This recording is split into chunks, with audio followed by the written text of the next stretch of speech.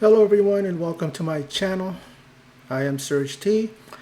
In this video I will be taking a look at AEW Dynasty, giving my thoughts and what I thought about it. Overall, possibly I can give it a 6 out of 10. The pay-per-view was just there. Great matches? Sure. Star-making performances? Of course. Look at the roster that TK has. But like we always say, banger matches don't make a show great. I don't care who you are. I don't care where you come from and what you want to say. Because it is not enough. Alright? We're just going to get right into it. They opened up with a surefire banger. And that is the AEW Continental Championship. And of course, Kazuchika Okada, he's going to defend that title against Death Triangle's Pac. Now, Pac, of course, is a former international champion. And he's challenging Okada. Now, Okada, he began his career at 16, training under Ultimo Dragon. If you remember him, quite a legend. A man who had, at one time, 10 or 12 titles on him. There's that picture. He has all these championships on him. Then when he went to WWE, they didn't know what to do with them. They wasted Ultimo Dragon. He was just every bit as good, maybe even better than Rey Mysterio. I don't know what the appeal was with Mysterio over Ultimo Dragon, but I don't know what to say. It's come, it's gone, and Ultimo Dragon's on his different path, and Rey's where he is. And I guess both of them are doing well. All right, but that happened. It was in New Mexico, and then he was recruited by New Japan, and then he goes and beats for his first ever world title in New Japan. He beats Tanahashi, and he went on to hold it 5 times, a total of 2,043 days. The cumulative thing like WWE used to do with Bailey and all them, right? You know, and then the longest reign that he had was at 720 days, which is pretty damn good, pretty impressive. I can see why WWE actually wanted him to be in that company. But AEW beat him out, and now he is the Continental Champion. Now, Pac is the first man to hold 2 titles simultaneously. The, what do you call it? The International title and the Trios title with Rey Fenix and Penta El Cielo Miedo. You know how he has to do that every time, and then he always ends up getting his ass beat or kicked or whatever. So I think once maybe he was able to do that shit and push somebody's face off, and then he's able to pull off a move and not get, But then it's just like, does TK pay him every time? I'll pay you $10,000 every time you say that. He says it so many times, and if he's getting paid for it, I'm pretty sure he's well off because he does it so many times. It's like the Bucks always having to pull off a super kick every time. Do they get paid for that? Well, they're the EVP, so they probably pay themselves. I don't know, but the match is really great. It's the reason why we always question why Pac wasn't taken seriously in WWE.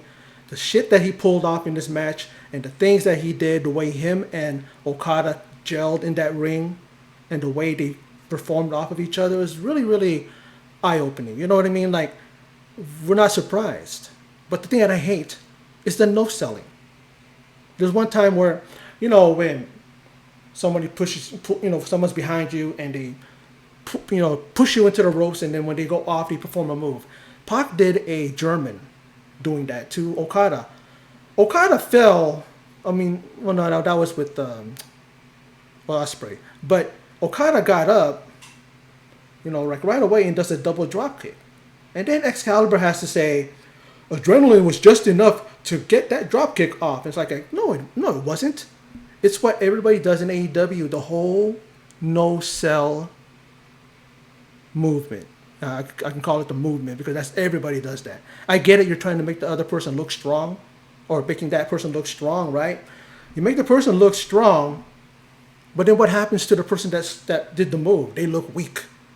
There's a payoff there. There is a a scale there, a balance where it has to kind of be like this, right? Instead of you wanting to be this one and then the other person's down here. It's like, stop with that nonsense. You know, we know you're tough. We know you can take stiff moves and all this stuff. We get it. Like the whole hardest part of the apron thing on the ring apron. Every time someone has to be, and it happened a bunch of times in this pay-per-view, which I'm going, what the fuck is wrong with you people? Why do you do that? Do you want a shortened career? Do you want to have a life after wrestling where you're damn moving a freaking what do you call it? What do you call those things? A stroller or whatever you want to call it, you know, in a wheelchair. Now you're young. Of course, you're saying, yeah, you know, that's in the future. I'll worry about it then. No, you're gonna be hurting and you're gonna be cussing people out and you're gonna be like, I'm gonna sue WWE or AEW and all that. They made me do this. Well, you're doing it to yourself. So enough with that crap. Seriously. Now, Pac, he went for Code Red. No one was there. And then when he tries it again for the second time, Okada gets the knees up. And then he sets Pac up for the Rainmaker. And then 1, 2, 3 and Okada gets the victory and retains his title. I really am a fan of Okada. I wasn't familiar with his work, but I do know who he was. It's one of those guys where his name comes up and you hear about him. And then you'll wonder, who is this guy? Because I keep hearing about him, you know. But I just never had time to watch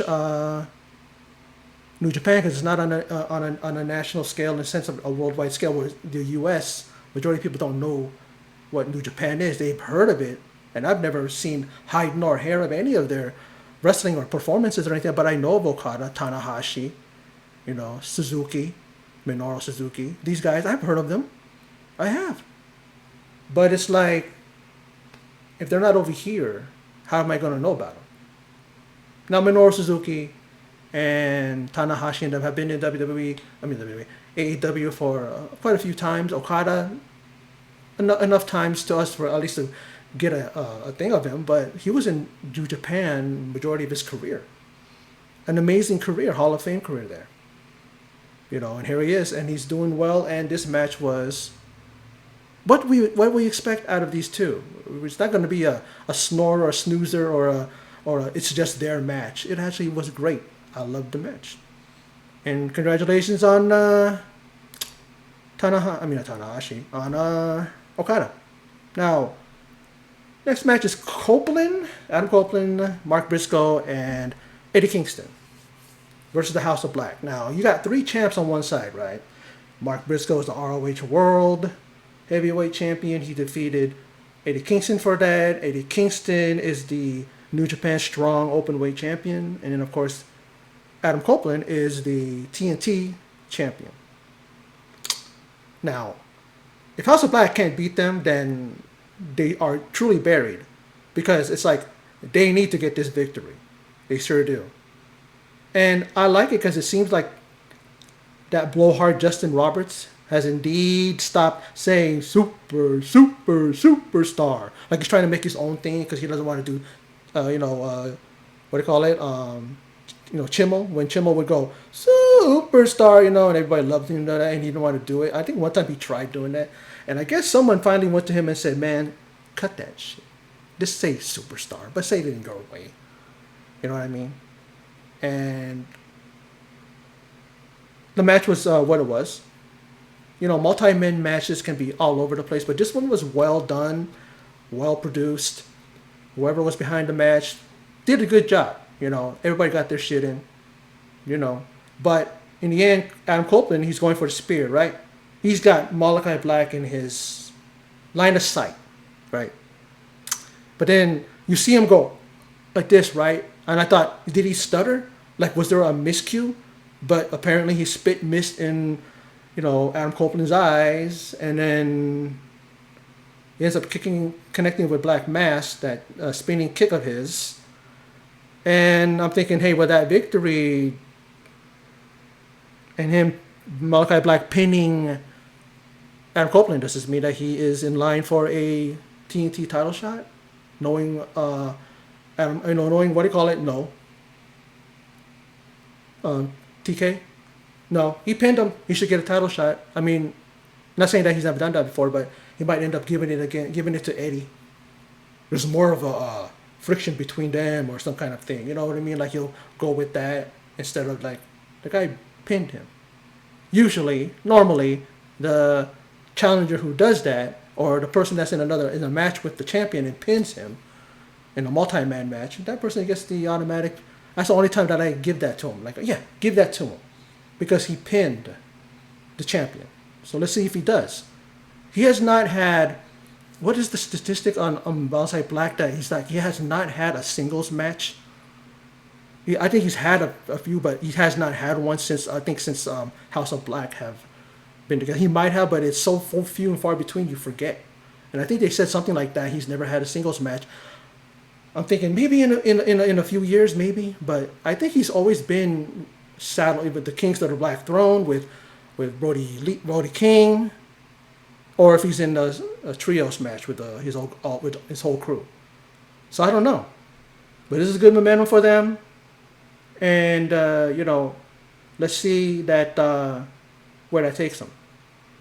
And also they mentioned that Mox is defending his New Japan title against Hobbs. There you go. Round of applause, right, for TK. Same shit, different match. Let's give a person a title match. It could bring some people in. It could bring the eyes in and say, oh, look. How about you have you have those championship eliminator matches? I don't like them, but how about you let Hobbs earn it? No, let's just give him the championship opportunity. He's not gonna win. What does New Japan do? Does TK and them talk and go, hey, I want to put the title on the line? Is that okay? And they say, yeah, sure. Is that how it goes? Or does he just willy-nilly go, I'm gonna put the title on the line? I mean, I could put it on the line. It's not going to change hands, so it's not going to do anything to New Japan and their promotion and how they want to, write a storyline for the title. Am I excited for that? No. Will Hobbs. He's a big hoss. Dude's an amazing athlete. Big and strong. Does he earn or even have the right for a title match? Does he? Did he earn anything? Is his record stellar that it warrants a damn championship match? But then again, I say it to myself, but then again, hello, Serge, this is AEW. You want a title shot? Sure. Oh, damn the rankings and stuff. I mean, even when the people were coming out, number 2, he's ranked number 1, he's ranked number 5, and I'm like going, does it matter? Does it? Have they been working those things and using those the ranking system? I don't know, and I don't think so. The good for Hobbs. There's some people that rarely get title match shot, and he's getting some. So okay, he's getting his. Okay. Now let's go to Willow, challenging Julia Hart for the TBS title. Match was fun, but it's in a house rules match, and she chose for the house rules that Sky Blue and Stat is going to be banned from ringside. She looks at Statlander, she goes, hey, and pretty much saying that just the only way that I can get Sky Blue out of here, so you gotta be. And she's like, okay, but she goes away, and she comes back and gives an awkward hug. It looked kind of like, and then she just lets go. It's almost like are they doing that thing where they're planting seeds that finally there's going to be, especially after the results. Now, let's talk about it first before I go into that thought. Now,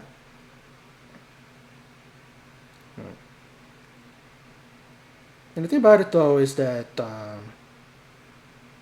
Willow had no problem defeating Julia for the title. I'm happy for her, but it was a little predictable as Mercedes comes out and confront Willow, and no one reacted. It's like when she was backstage and she was watching on the TV, no one reacted. I don't know if it's the crowd. Maybe it was the crowd. But it's like, is she at the point now where no one gives a shit about her? The YouTube, thumbnails, a lot of people are saying that shit. Her run is a failure and all. I'm like going, man, you guys always bitch and moan. But I'm like, is it true?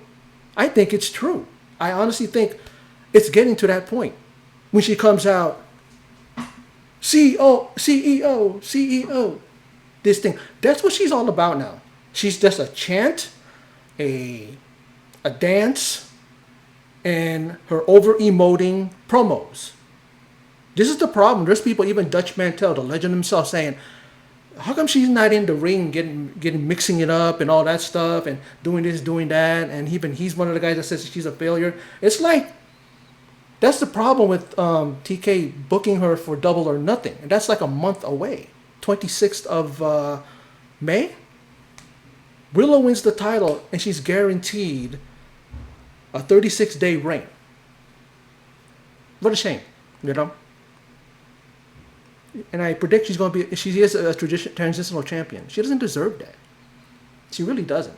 She made history with becoming the first, with that in New Japan, the strong women's championship or strong openweight women's champion, right?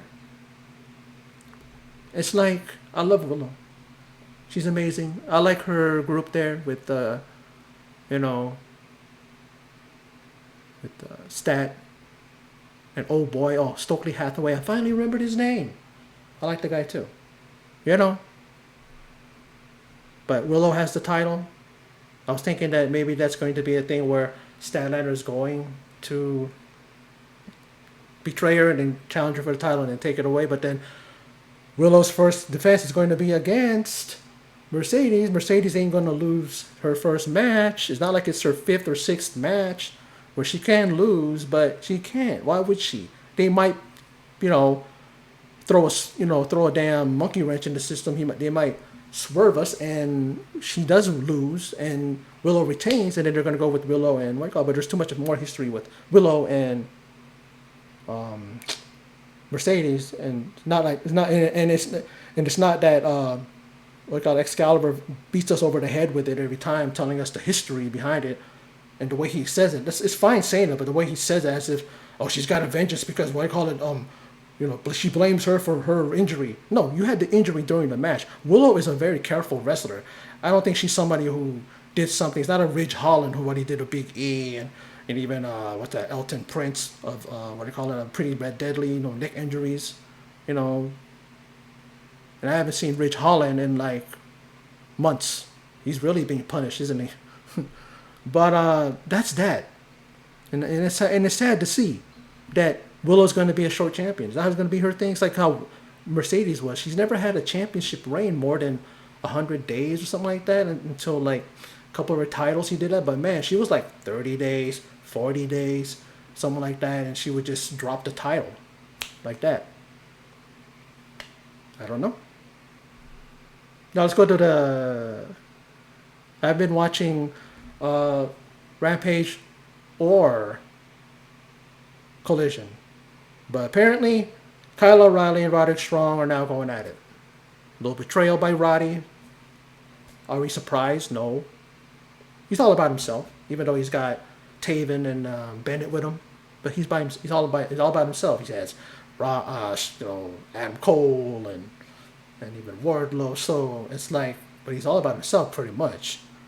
And it was that good match, and of course, why not? They know each other well from their days in Undisputed Era. And then we see Wardlow try to interfere, and it's just like it didn't even seem to mean anything. It's like, oh, okay, get down off the apron and then just sit there, like his whole career is like that, where it's like start and start, like he started something and he's had to stop it. It's just like with his career, they start something and then they stop it. Ridiculous, seriously ridiculous. And then he's there, and then Roderick Strong retains with the end of Heartache backbreaker. He was setting him up. He had him with so many backbreakers, and so many elbows delivered. Man, it's like he already hits these 3 elbows. He goes off the ropes, and then you see not once or twice, maybe 3 times. He does the whole Dean Ambrose. He falls into the ropes, he flips over, comes back down, and then hits a clothesline. It's like, these guys do have a really good chemistry in the ring, but was it anything to be oh my god about? Some things they're here and there, but Roddy ends up winning to successfully defend his title. So he defends his title, and why not? He should. Don't drop it to Kyle O'Reilly just yet. O'Reilly just came back. This is a guy that's been going through a lot of crap in his life, man. Health-wise and all that stuff. He has diabetes and stuff like that, and he's able to just be, well enough to wrestle. I know some people that have that, and it's like they can't do shit. But I guess, he's maybe TK's taking care of him, he's giving him the best treatment that he can have or something. I don't know. But good on him. Glad to see him. 2 years he was out. I almost forgot about it. Not really, but sometimes, out of sight, out of mind. You just move on, and that's what this wrestling is all about. Wrestling is like that. If you're not in the damn thing, that's why everybody's jockeying for position. They want the top spot, or they want to be in the top 5, centered around the world champ. If you're not there, and if you're off on the sidelines, no one cares. They'd be like, that person's still with what do you call it? Person's still with this company? He's still wrestling? I thought he retired. If you're not keeping up with Robert Roode or Bobby Roode, he's a producer now, and great, because they need him. They need his type of brain and his smarts, his knowledge and everything like that. But it's great. It would be great to see him one more time. But his medical condition and all that stuff, it's kind of shaky. It's kind of like if he goes in there, he might hurt himself for good and put him out for good, kind of thing. He's got one of those type of injuries and type of things where it's like, even Big E is like that too, where it's like his neck it's kind of iffy whether he's going to come back or not. But he's a great commentator. They can put him there, slide him in there. Backstage producer. He's great. He knows what the hell he's doing. Why not, right? But like I said, that was a great match. And then Adam Cole is out there pushed by Taven and Bennett. And then he rises out and everybody's cheering. So he's healed. So does that mean that he's going after the world title? Him and what do you call it? And, we'll go into that later on. But is he going to be challenging for the championship next? His goal from the start? Let's see.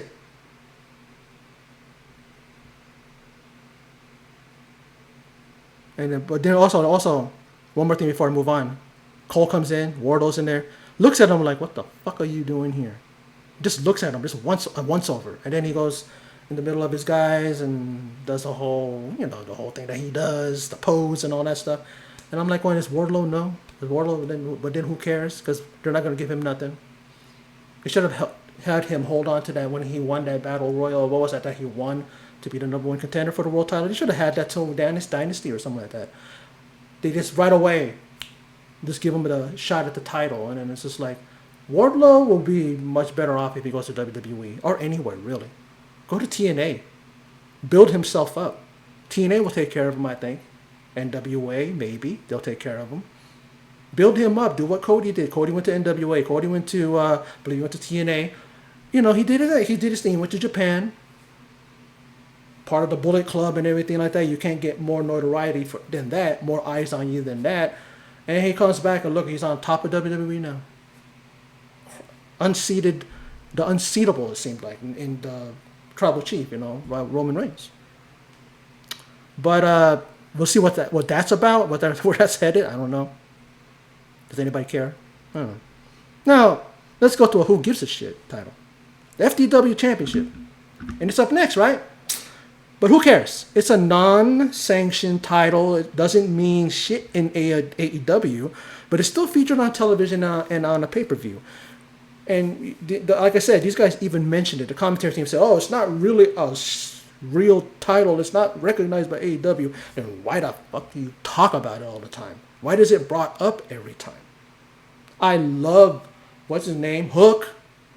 The guy's going to be bigger than his dad. And his dad was a big deal during his time. He's going to elevate above him. He's starting to talk more. He's got a great ring presence. He's been working on his promos. When he needs to talk, it's effective and it's in your face and it's like, lets you know where a Hook is coming from. He ain't messing around like what happened in Dynamite where he pushed Jericho against the damn turnbuckle and said, "You've gone over the line, man. Get the fuck out my ring. Get out of my ring." And he's looking at him. He's not doing the babyface thing where he's turning around, probably looking at his dad. "Are you okay, Dad?" And then Jericho comes and hits him. No, he was looking right at Jericho, making sure he stepped out of the ring. No. But here, Jericho's challenging him. And then we see Jericho coming out, and the moniker that they have, Instead of like, La Champion or, you know, the Ocho, it says the learning tree. The learning tree. Are you going to just be a person who's a moniker? Like John Morrison. He's fucking. What is he now? In AEW, he's what do you call it? Johnny TV. Like he just changes every time he goes to a promotion. He's got to be with them. He's WWE. He's John Morrison.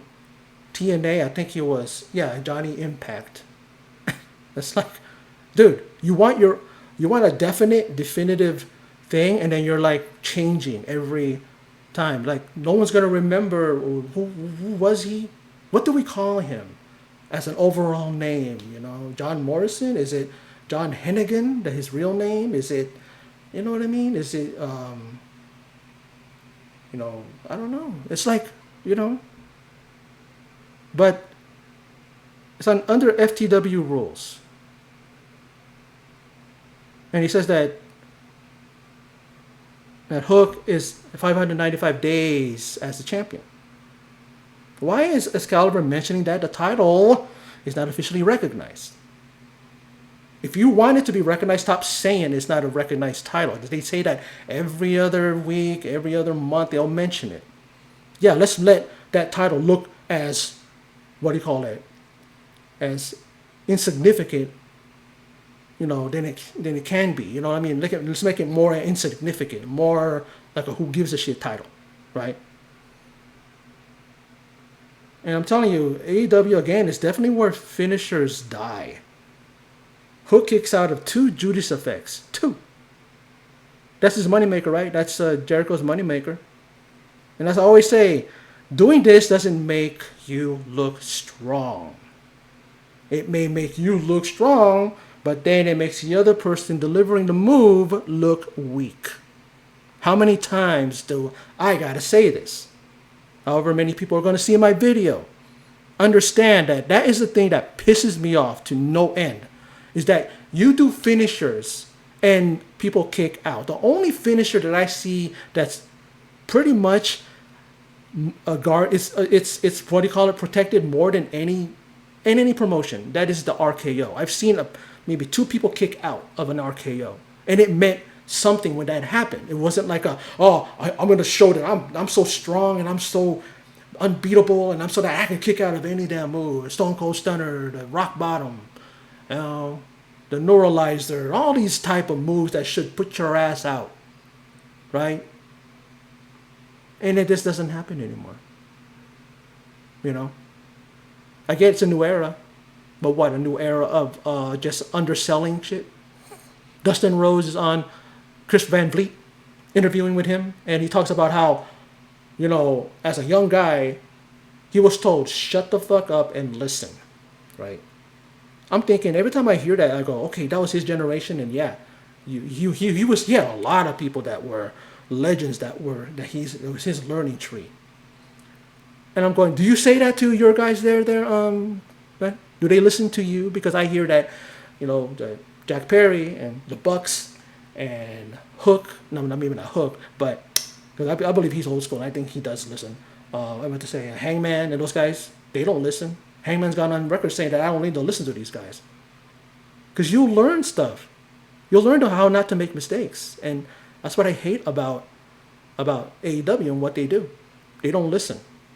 It's their own thing. It's their own deal. I'm going to do this. I don't give a fuck who you are. You can't tell me what to do. Well, when any kind of thing, whether it be your job, whether it be school, whether it be whatever, there's always somebody that knows more than you. And you can learn from that person. Oh, no. I'm the shit when it comes to this thing and that thing. I'm pro wrestling. Oh, I'm that's me. I'm future world champion. I'm going to get there on my own.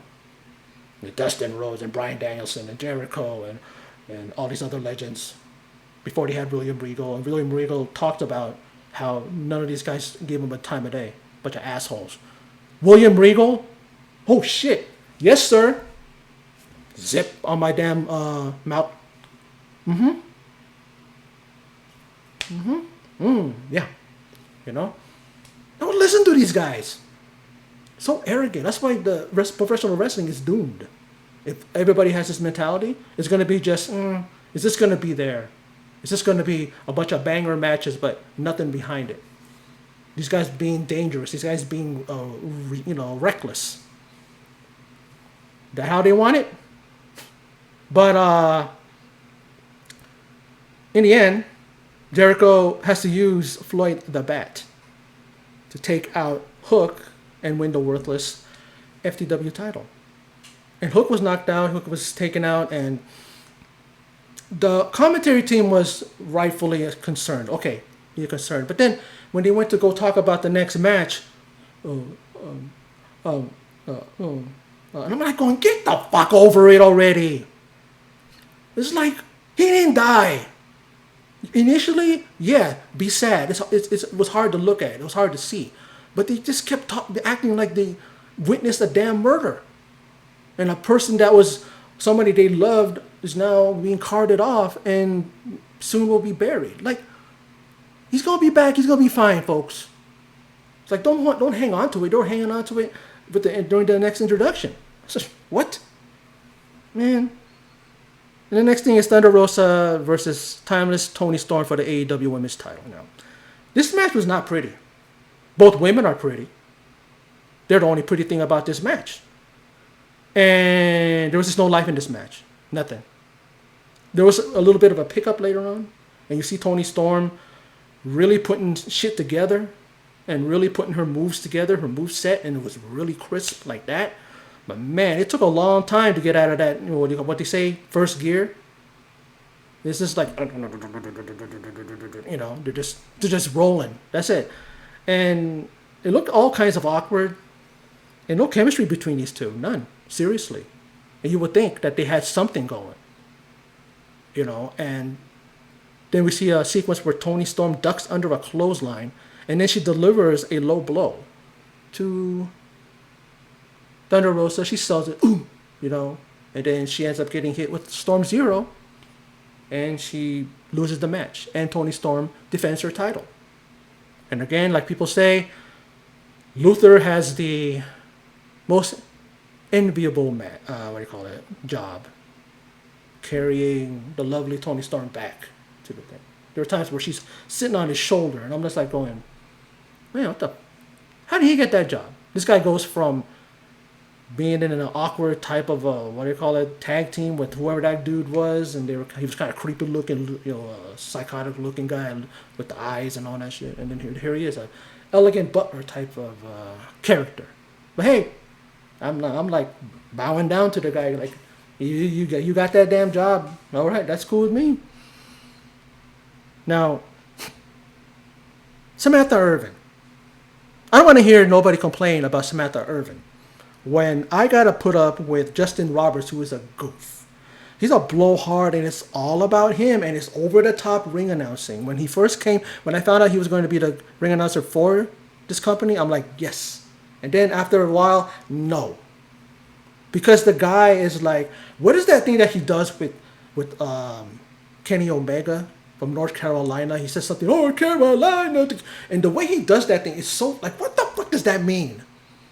It's probably a Omega thing, but it sounds like over the top. And then when you see him, I'd rather them not show him, because when he does a commentating, then he has that cheesy smile, like a Cheshire Cat smile, like.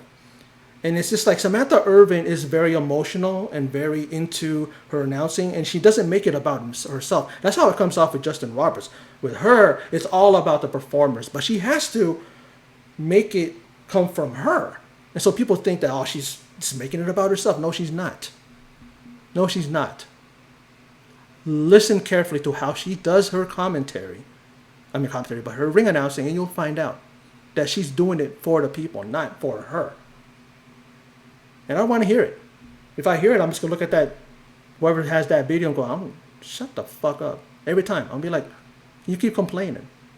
It's just like, why? I don't see it. Because I'm a person that's brutally honest, folks. And I would tell you if she is annoying or she's bad. I'm not going to fucking lie. Why would I? Listen closely to Justin Roberts. Some people out there are marks for him. And they'll be like, this guy's an asshole talking shit about Justin Roberts. Listen to him carefully. And look at his facial features. Look at things that he does. And you know he's doing it for himself. It's just how it comes off. You know. Now, Will Ospreay versus Bryan Danielson's next. And holy shit. It's said when something happens at that moment. When you say, holy shit, is when something happens. You know, it's not like when something has been announced weeks in advance and both men are starting in advance, right? And then those two are staring at each other in the ring, and then people start saying, holy shit. I get it, it's a moment like that, but they overuse it so much. They were doing it in times where, yeah, that's what it should be. You know what I'm saying? During their match, moves that were being pulled off, holy crap. The things that were going on, holy shit. But then they do it when they're just standing there. And like I said, this marked crowd, the crowd of this generation, the current IWC, the current guys and gals in the audience, they're all about what's cool. I'm gonna say this because it's cool, not because it fits. You know, I mean, you see Will Ospreay. What was that? Damn Poison Rana or a Hurricane Rana, like a reverse one. Danielson hits him with it, and then he just flips up, and stands and lands on his feet and stands in the ring. Holy shit! That's a holy shit moment. Then he does a double underhook like a fisherman suplex. Danielson does on what do you call it? And when he does it, he lands, he delivers it, and Ospreay hits the mat and stuff like that. That's a holy shit moment. But when people are standing there looking at each other, yes, because these two are a first time coming together and wrestling and facing each other.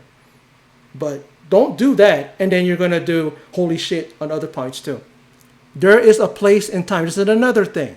A place that I'm sick of. People doing these chants when it doesn't make sense at that moment to do it. You know? You're not cool. It's not about you, folks. It's about the wrestlers. How about you be courteous to them and give them the chance that makes sense instead of doing it because I'm there. And I know there's people going to go, this guy's a dipshit. Doesn't know what he's talking about. We should be able to do what we want to do. Of course you can. That doesn't mean, like I always say, you can do that all you want, but it doesn't mean that it makes sense and that I'm going to accept it and that other people are going to accept it. There's other people like me that listen to that and go, what the fuck are these people doing? You know? Some people saying, and I agree, that they could take a dump in the middle of the ring. Fight forever!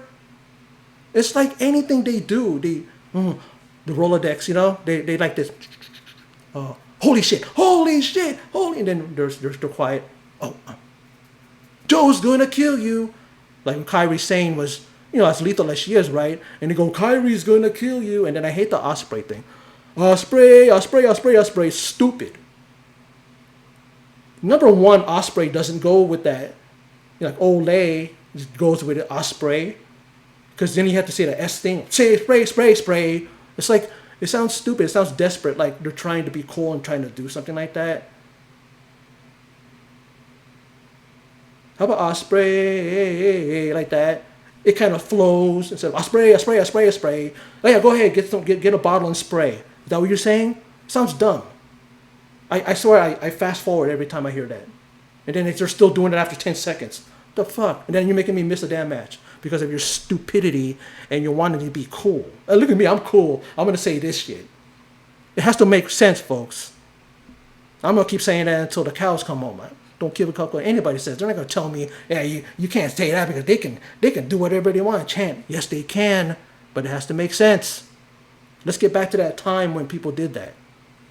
When you say what, you don't do it to the baby faces, you do it to the heels because you don't want to hear them. You want to disrupt them. That's why you go, what? Every time somebody else, like a baby face saying something, and I'm like going, this guy's pouring his heart out and you guys are saying what?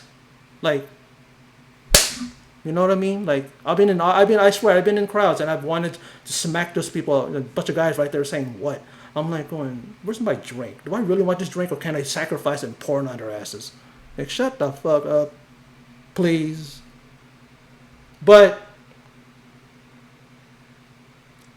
the match really had a good amount of moments, man. You know, you see Will Ospreay do the os cutter on the apron to Danielson. Then you see the hidden blade done as well. And then in the end, that's the move that won the match for Osprey. But Danielson was knocked out or he was woozy and he didn't realize. And then after he hit that and got the pin, and even the referee was like, I gotta count it. He was hesitating. He did it. Then Osprey realized, and he's on the Don Callis family where they don't give a fuck about people, really. And then he's like, what the fuck happened? Like, is he all right? And then even the guy, their medical guy, the main doctor, was like, no. He's telling him to kind of stay over there, dealing with him. So he's part of the Don Callis family, or is he really? Or he just has an association with Don Callis, and Don Callis thinks he's a part of the family.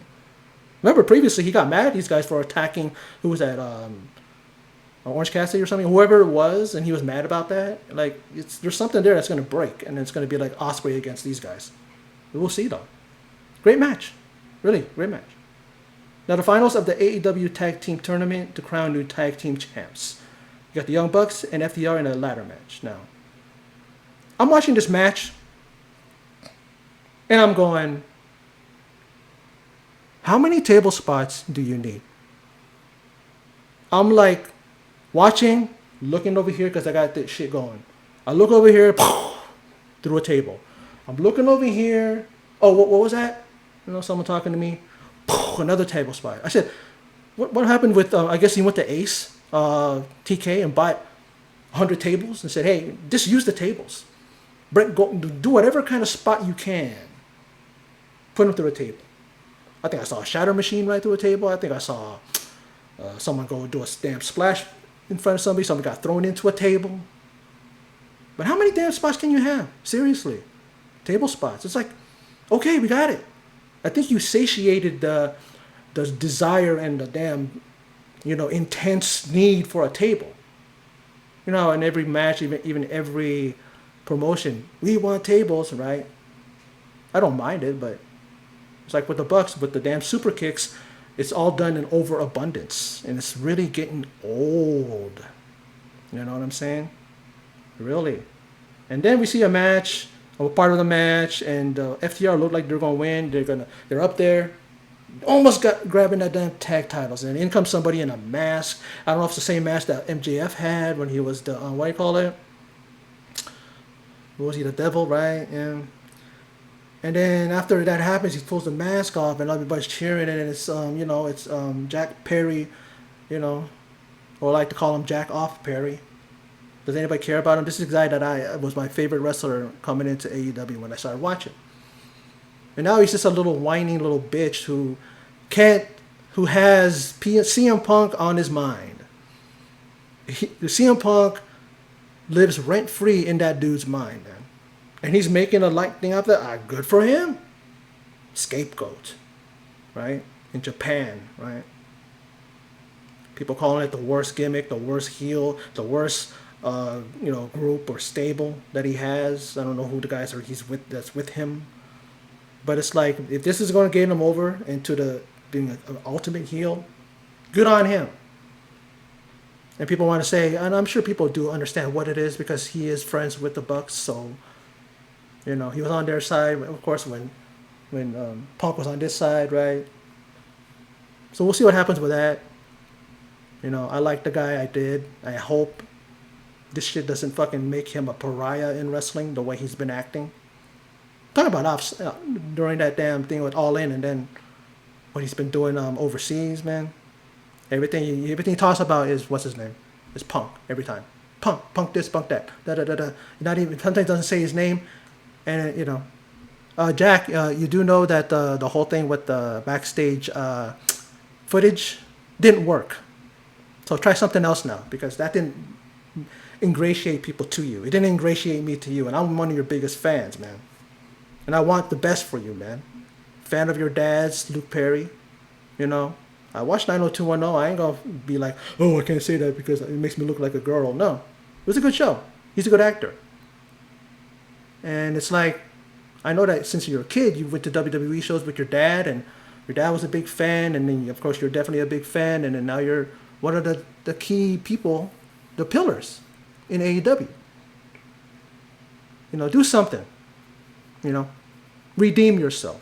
If this is the way you're going to redeem yourself, more power to you. More power to you. Now,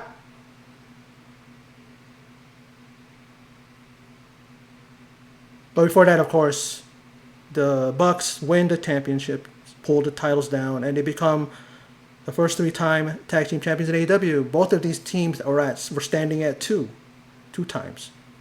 The Bucks do it. Of course they are.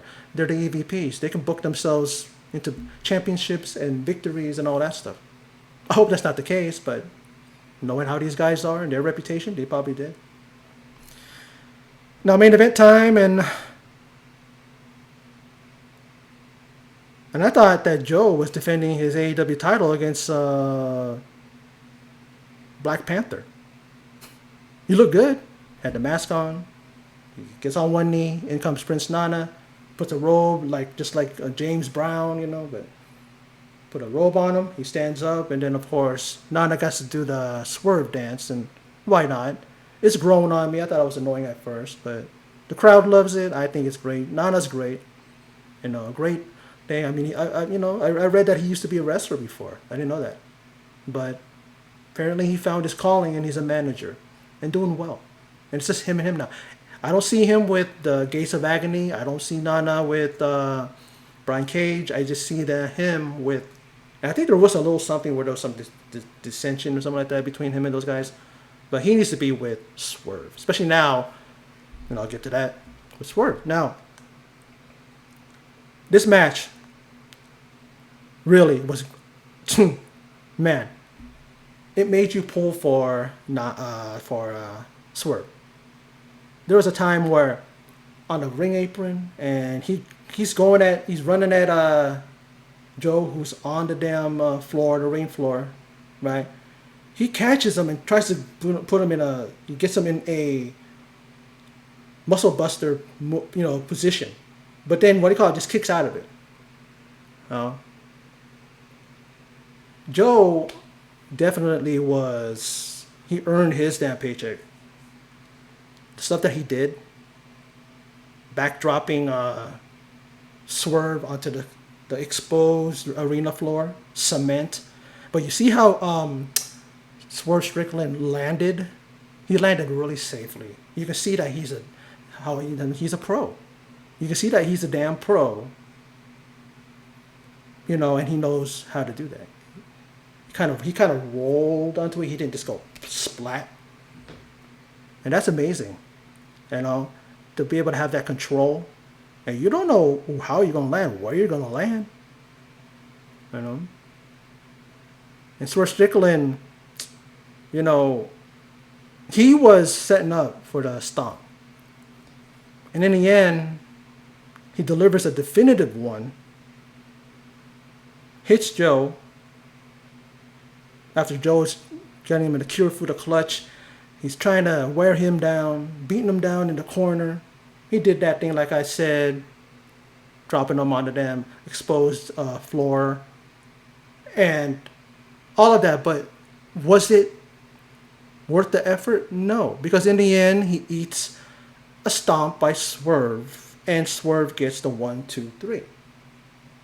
And he makes history, does Swerve. He is the first African-American champion in AEW history. That's a good accomplishment, especially with the people in that community rallying around their people, wanting to have more opportunities, wanting to be noticed. Some people have a problem with it, but if it's overdone and it gets to the point where you're like, you don't care anymore.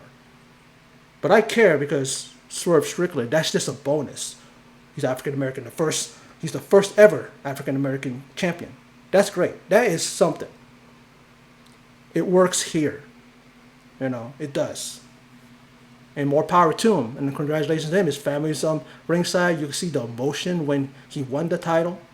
Nana is there and he's tearing up.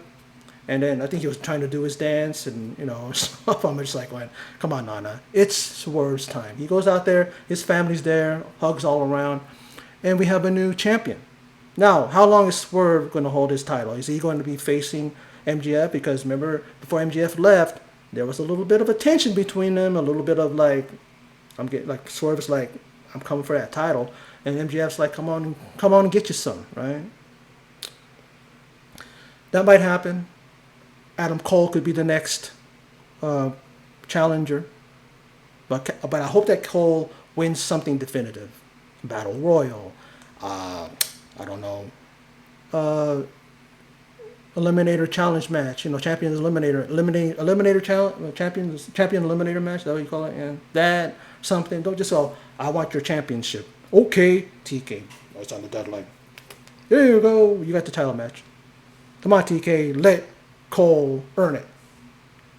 Apparently and obviously he's healed up, so let's put him in there and let him go to work.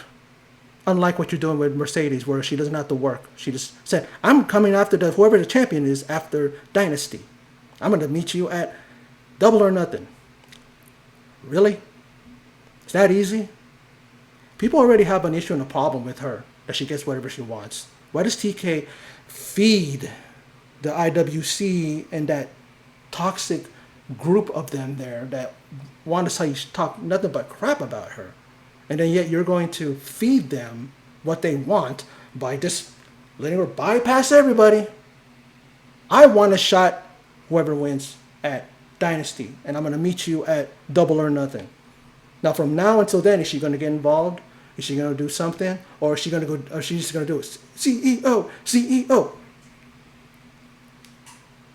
She's just going to do that shit. That's it until today, and then no one's gonna care because all she's been doing is this. All she's been is an entrance and a dance and all this stuff. That's all she's been. I love her. I think she's great, but you gotta do something about it. You gotta do something more than just have trot her out every time. Willow has a match, she comes out, and then she looks at her, and then she walks out. That's how it's gonna be. Build it up. Make it interesting for one of your signature pay-per-views, that being Double or Nothing. And stop coming up with these different pay-per-views. You're just oversaturating your pay-per-view scene, and then it's like no one's going to care about Double or Nothing no more. Or Revolution or Full Gear, their premier, pay-per-views that they started with. But what did I think? 6 out of 10. I don't think it was a great pay-per-view, but at the same time, great matches, great moments. Jack Perry's back. We don't have to ask what his situation was with the Bucks. We know that he's friends with them, so he's going to be on board with them, and he's probably going to join the Elite and stuff like that. I don't know. But like I said, a good pay-per-view, but some things that just did not hit. Like some matches were just there.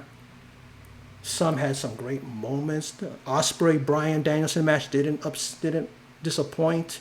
The title match, the world title match, was great.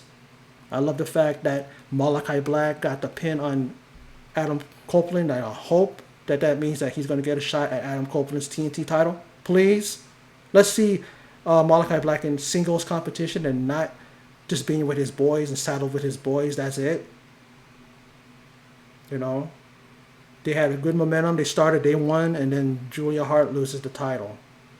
It's kind of like 50-50, like winning on one end and then losing on the other. It's just, and it's the way they presented Julia. It's just like nothing. Like, what happened? Did she lose her powers? The powers that she has and shit like that. Whatever her thing, because she is the Black Princess of the Throne or Princess of the Throne, something like that, and. It was just like she had no problem Willow beating her. No problem whatsoever. That's sad. It really is. But that was it. That's it for my video. For those of you who stopped by and checked out my video, thank you very much. I appreciate it. Been noticing the uptick in subs, and my last video got a pretty damn good amount of views, around 600 something views. And that's good for my channel, because my channel's small. So I appreciate those who watched my video. And for those of you who stopped by today, now, before you go, please click like on this video if you liked it. Share, subscribe, please, and click the bell icon. You know what that does. I don't need to explain further, but it'll help me get the videos out to you, and you guys will be notified. Simple as that. But anyway, that's my video. So for those of you who stopped by and checked it out, I appreciate it. Thank you very much. And until next time, take care, and I will see you in my next video.